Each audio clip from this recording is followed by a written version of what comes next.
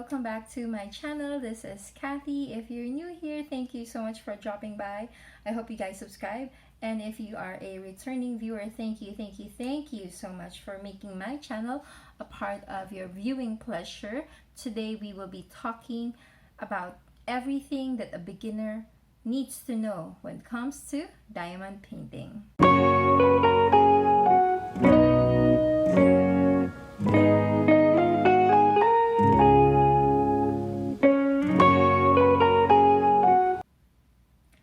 Okay, so if you guys are not new to my channel, you would have known that I do diamond painting. This is kind of like cross stitch, but instead of stitching, you actually just paste beads on a canvas. Now it sounds far easier than it actually does, but it takes a lot of patience to do diamond painting.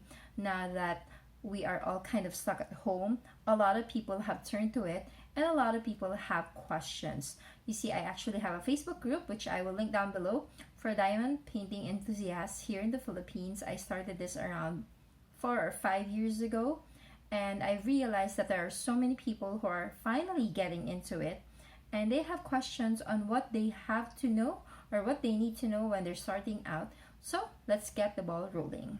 First thing that you need to know is that if you are going to do diamond painting, you need to be super patient. The reason for this is because you have to put in the beads one by one, as shown in the video. So you have to put in the beads one by one, and you have to align it.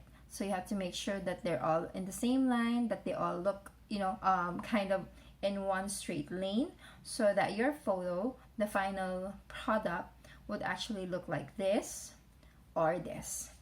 If the beads are not aligned, it will look a little bit skewed, and then your image will look skewed, which we don't want. But don't worry, it's not hard to do. It just needs a lot of patience, and then it becomes repetitive, and that's where the calming effect will actually apply. So the next thing that you need to do is, it is very addicting and it is very calming. When you do diamond painting, you will feel relaxed because of the repetitive motion of taking the beads and then putting it on canvas, taking the beads, putting it on canvas. So you will get very addicted. So just be very careful, because you might end up hoarding and buying a lot of things, and then you won't be able to finish them. That's not how we want diamond painting to be. We want them to become finished products that we can gift to friends, to ourselves, or we can also sell it, or just put it around your home the way that I did. So as you can see, there are a lot of diamond paintings in my home. I've also given out to friends. I've given it as wedding gifts, birthday gifts, and I've given it as a random gift to people that I just care about. The next thing that you need to remember when you want to do diamond painting is that you need to have a space at home. It doesn't need to be super big unless you're doing a really big canvas, which I don't advise if you're new to this, because you might get frustrated, overwhelmed, or intimidated. So start out with the small ones, which means you just need a small space as well. And then when you get the hang of it, that's when you venture out into the medium-sized ones, and then eventually into the really big ones. So funny story, when I started out with diamond painting, it was actually just big canvases. There was no small ones. There were no letter-sized ones. There were no bond sheet paper-sized ones. Everything was just huge. So the first 20 diamond paintings that I've done were actually really big, like table-sized diamond paintings. And then I used tweezers instead of drill pen, because it came with tweezers, not drill pen. Well, it did come with drill pen, but I didn't understand how to use it. Don't worry, I will discuss what a drill pen is and what a tweezer is and how it is relevant to diamond painting. So when I started, it was all big sizes. Now I'm doing the small ones, but I have a couple of really big ones that I'll be doing soon when I have the time, when my son, who's still 4 months old, is a little bit bigger and won't make such a mess of my beads when I actually do it. So the next thing that you need to know when you're doing diamond painting is you need ample light. Why? You will strain your eyes if you don't have ample lighting. So make sure that when you do your work, you are at a space where there is more than enough light, so that you don't strain your eyes or hurt your eyes doing diamond painting, because this is supposed to be a relaxing activity, not something that will cause you to wear glasses if you're not wearing glasses, or cause you to have headaches. So just make sure that you have ample light. Some people use LED lights. I will link up below a card for that, why you need LED lights when you do diamond painting. While some people who don't want to spend more actually just use a flashlight or a table lamp if you already have one, or just place yourself where there is direct light hitting your diamond painting so that everything is clear. Sometimes the LED light works because there are canvases that have really crazy symbols, like they will have a half moon, and then they're gonna have a circle just right beside it, and then they're gonna have the letter C, and then they're gonna have the like close parenthesis. So they all look the same, and you're like, how do I deal with this? That's when the LED light comes in. Or if you're thrifting, then you can just put your cell phone beneath the canvas and light it up so that you actually know what the symbols would look like, okay? The next one that you need to know is that there's going to be a pink wax that will be shown, that will come with a package, and that is actually to use with a drill pen to stick the beads to the canvas. So I didn't know how to use it before. Here's a funny story. So I used the tweezers, and I would pick the beads one by one, as you can see in this video.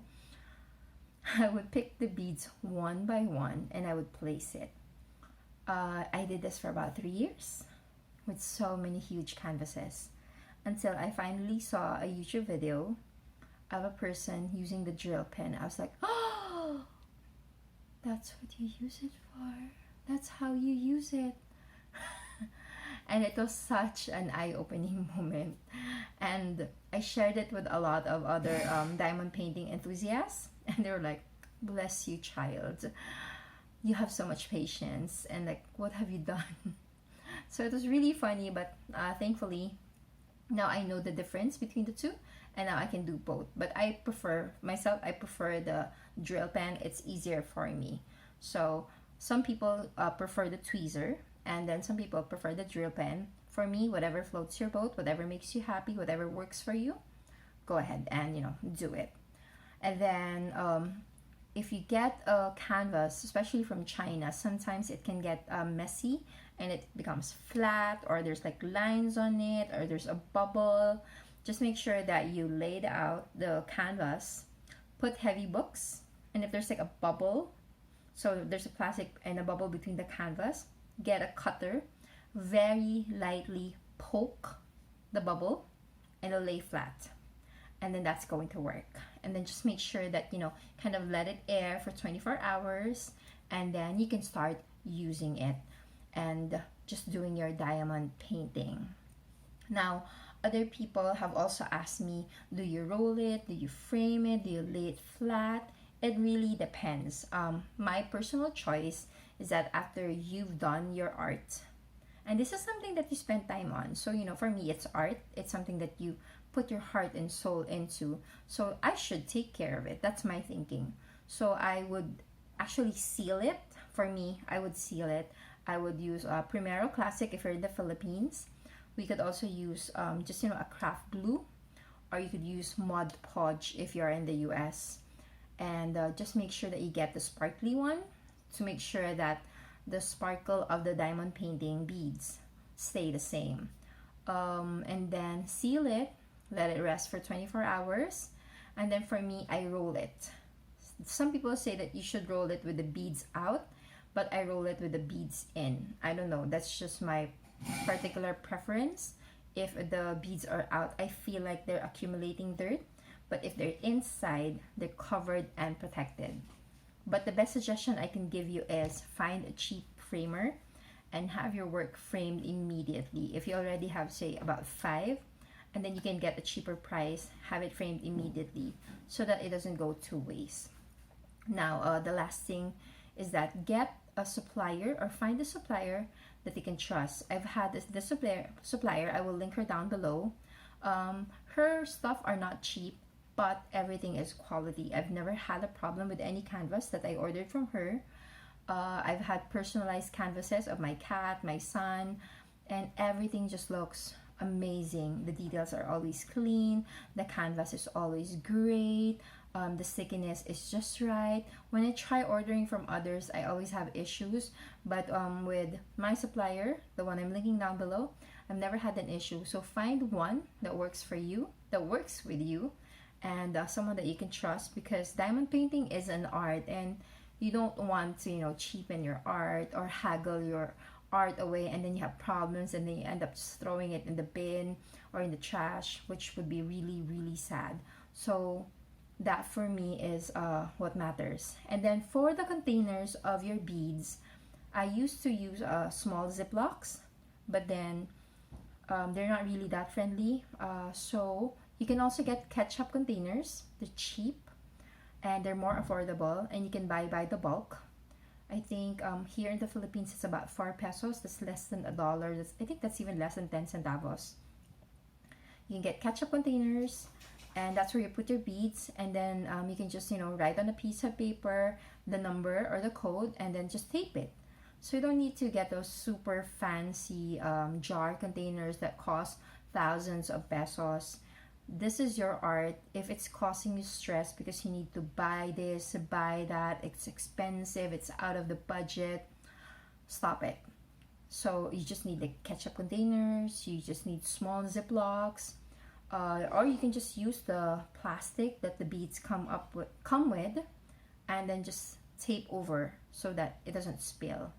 So you know what matters with diamond painting is that you have fun, it soothes you, it relaxes you, and then you find a small community where everyone's very helpful, like my group, and please join us. So I think at the end of the day, that's what matters, is that you enjoy your diamond painting, you have fun discovering more about it. You can go ahead and give it to yourself or to friends and family, or you can sell it and turn it into a business.